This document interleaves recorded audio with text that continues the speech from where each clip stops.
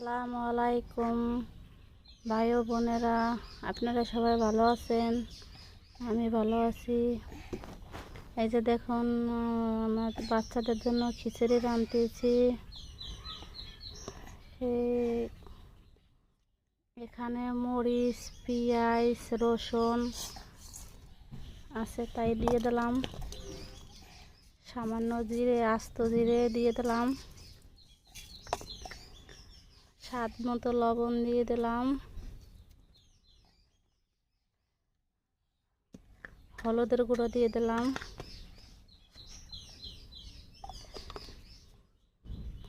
তারপর হলো তেল দিয়ে দিলাম। তেল যে যেরকমের খায়, ঝাল যে যেরকমের খায়, এভাবে যদি খিচুড়ি রান্না করে খান তাহলে অনেক স্বাদ পাবেন। এই যে দেখুন, এইভাবে ভালো মতো মাখাইয়ে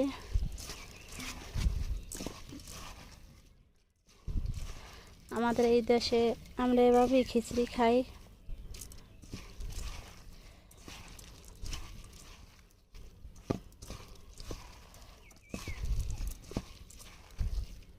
এই যে ভালো মতো মাখানো হয়ে গেছে, এখন আমি পানি দিয়ে দেব। পানি যতটুকু দরকার সেটুকু দেব, বাকিটা দেখাবো চুলাই দিয়ে। এই যে দেখুন, তেজপাতা, গরম মশলা, দারচিনি, এলাচ সব কিছু এখানে আছে। আমি খিচুড়ির ভিতরে দিয়ে দিচ্ছি।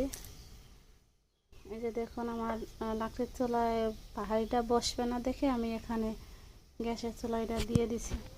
কিন্তু খিচুড়িটা যদি লাকড়ির চুলায় রান্না করে তাহলে অনেক স্বাদ লাগে খেতে। আপনারা ট্রাই করে দেখবেন।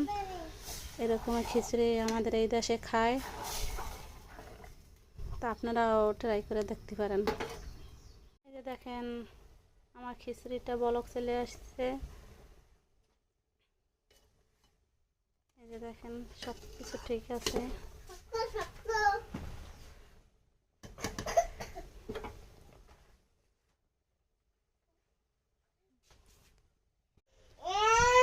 এই যে দেখুন, আমাদের খিচুড়িটা হয়ে গেছে। এই যে এমনি যারা একটু ঝরঝরা খায়, শক্ত খায়, তাকে একটু ঝরঝরা, আমার বাচ্চারা খাবে তো সেই জন্য একটু নরম করেছি।